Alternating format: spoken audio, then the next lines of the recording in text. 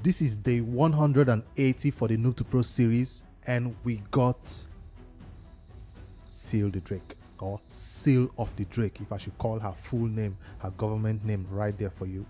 This champion on day 180 will change your free-to-play or pay-to-win account for good. What do I mean change? She's the perfect revive champion you need, and also a champion that can do some control. She might be your first control champion you have on your entire account. We have Terrell who can do some control, but it's not that much. So she is like a big deal for a lot of players, especially for those trying to reach Dungeon 20 content or Spider 20 content, or even the Fire Knight. She's the ultimate champion you need for all your dungeon progression to start getting those good gears you need to level up your account. So we are kind of excited to get her on the day 180, and it will be a sin for me to not record a Noob to Pro update for you guys today. So immediately I got it today, I was like, I must update a video for you guys, and I show you how I build her, especially for the early game. So this video will benefit those who just got Scyl the Drake on their 180th day. Depending on how much time you've been spending on the dragon, that will determine how much gear you will have to put on her. Now, I've been farming a lot from the dragon 20 already, so I do have some gear, and I've also won some tournaments, right, which gives relentless sets. So let's quickly head over to the champion and you see what I've done to her. She's already level 60. I didn't want to waste your time to tell you she's 50. Oh, I have to wait. No, I wanted this video to be ready. That's why I gave the teaser earlier in the morning video to tell you that something huge is coming to the Noob to Pro series. And yes, this is Scyl of the Drake. She's the big thing that is coming to the series. Now, I was not able to get the full ascension to get all the stars because the magic keep is closed right now, but the pots I had got me up to this stage. So I guess we'll be farming the magic keep when it opens to get the rest of our accessories. So I try to keep this one short and simple for all you guys who have Scyl the Drake new to the game. You just got her and you're trying to build her with gear that you have. So the first thing I'll look at is that I have gotten masteries for her. Yes, that's the first thing I did. Once I know I was taking her to level 60, masteries is important for this champion. It's not one of those ones where you say, oh, she doesn't really need masteries. She benefits a lot from masteries, and I'll quickly do the mastery before we get to the gear.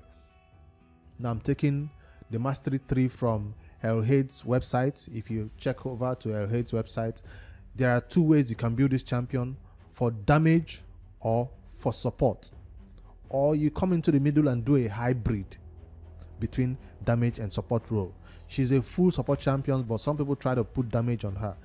I prefer at this stage of my game to build her as a full support unit. Now there are 2 ways she can support your team: by healing or by stunning the enemy team. She can either heal your entire team or stun the enemy team. So those are 2 ways you can actually build her for support. If you do not know what I'm talking about, this is the stunning skill. Attacks all enemies 2 times. So each hit has a 20% chance of placing a stun. So that's 20%, 20%, 2 hits. So I guess you could say she has a 40% chance of placing that stun, although it's a 20% chance per hit. So she has a higher chance of placing the stun. That's what I'm trying to say. So if you hit 2 times at 20-20, it increases your chance a little bit of placing that stun. This is what she's best known for. She's not the best healer in the game, but if you can get her to take faster turns, she will eventually heal your team to full HP.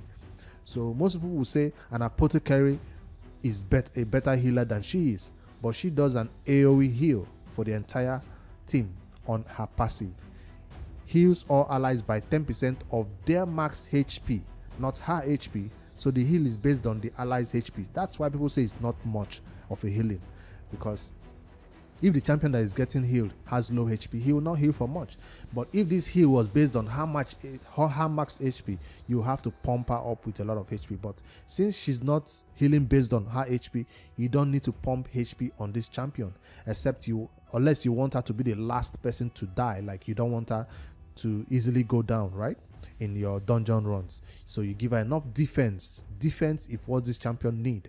So if you check her A1, which is the ability that hits, and also the A2, they are both based on defense. So the main stat that you'll be trying to get on this champion is speed and defense. So I'm talking about sub stat right now in your total stats. So you need speed, you need defense, but to also land this your main ability of stunning, you need accuracy. So now it's like we are calling many things. How do I get all these stats into one gear? It's possible. You have the banner right there. Once you have a banner with accuracy, that's how much accuracy you need for the level of dungeon you're beating. Like 200 accuracy will do dungeon 20 content, 150 accuracy for dungeon 115 content. So I'll try to get mine to about 200 accuracy. That's how we'll build her up. We're not done yet with our skill. This one revives an ally with 50% HP and places an ally protection buff on them for 2 turns. So she'll bring down anybody that goes down during your battle. So I already have a lot of tanks on my account. I'm talking about Vogot, I'm talking about Drexter. You know, I have tanks that can keep Muslim Mage, that can keep a team alive. But once she comes into the team, you're like, do I still need a Vogot? Do I still need a Muslim Mage for my waves? Because you feel like she will do a better job than they do in terms of control. But I feel like Drexter does a better job at controlling the waves though, especially when he's in a lifesteal. Hey, but we'll compare them and see. We'll build them all out and use them in battle, and then whatever one you choose to use. But I'm dedicating this build to Spider, because if you've been watching the Noob to Pro series, you know that Spider is one content that we've been trying to push to 20. Yes, we got Drexter, built him up, took him to the Spider. He was able to beat Spider 15 comfortably, but it was at a very long time because the Spiderling keeps taking turns. And you want them to take turns though when Drexter is on the team. You don't want them to be stunned when Drexter is on the team. So you can't really have Scyl the Drake and Drexter in the same team, because when she stuns the Spiderlings, except you tell her not to stun unless he has done his provoke. It's a weird one. It's a weird tangent that they work between themselves.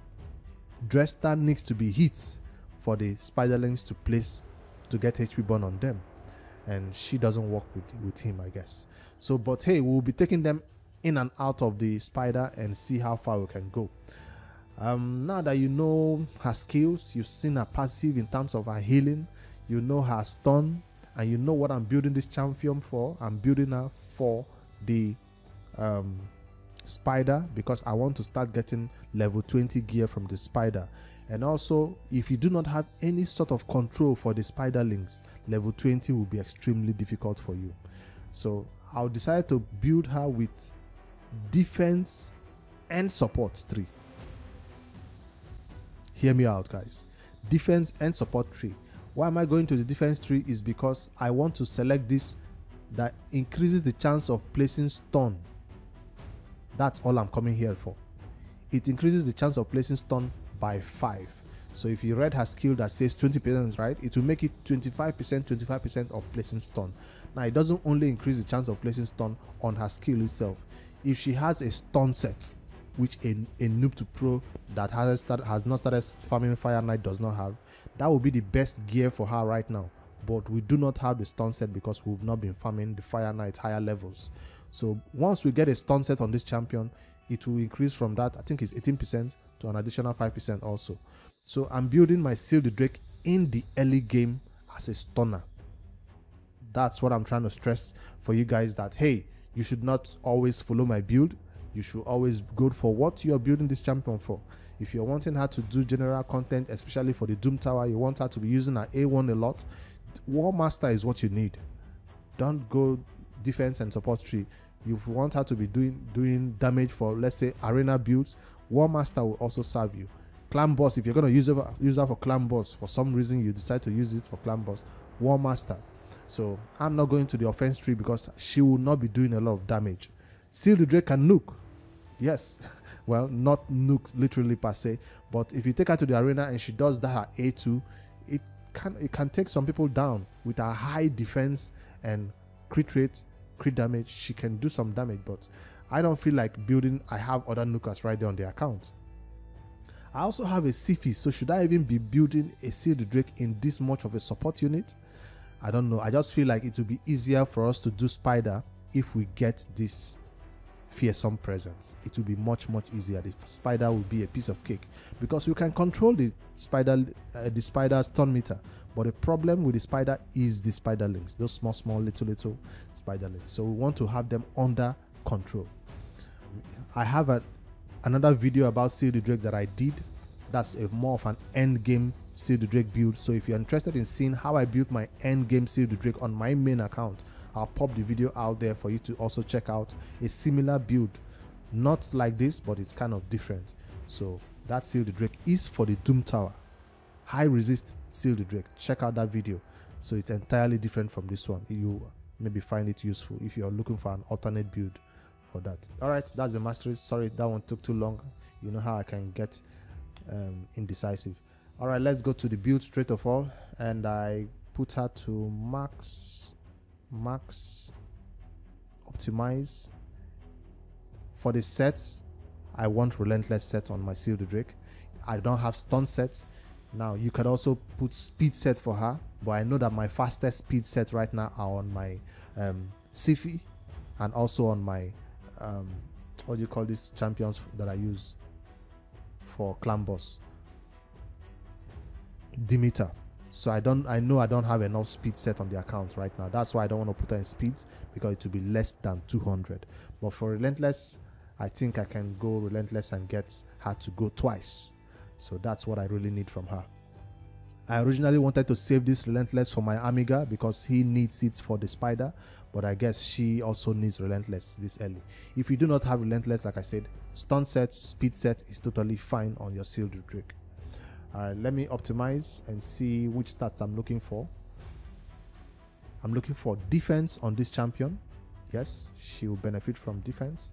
And then I'm also looking for speed and defense. These are my two stats that I've selected. Then accuracy is right there.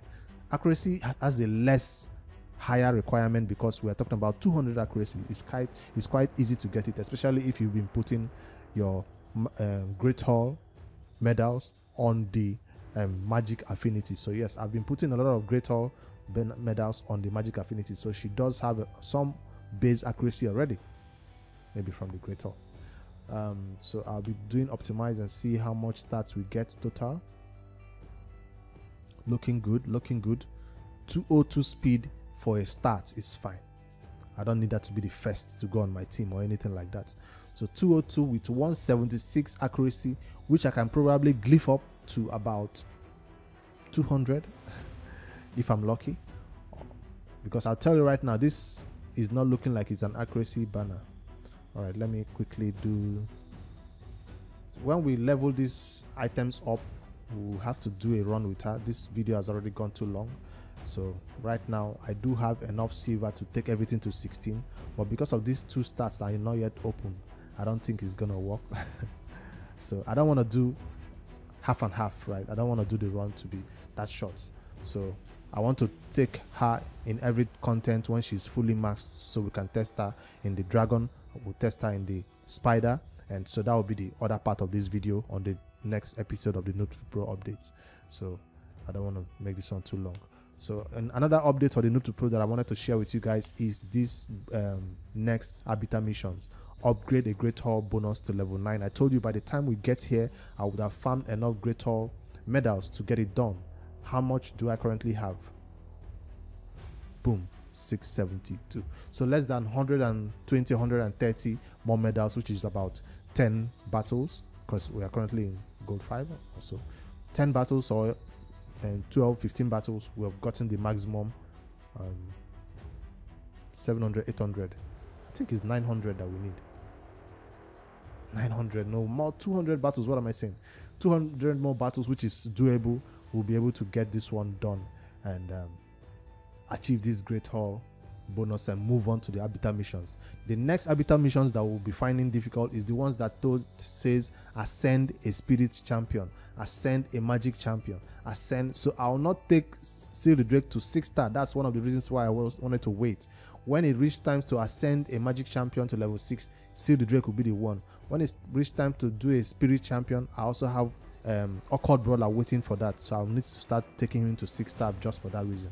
So hey, You guys will have to wait a little bit for this mission before we take Scyl the Drake to full max ascension for that banner to be available on her.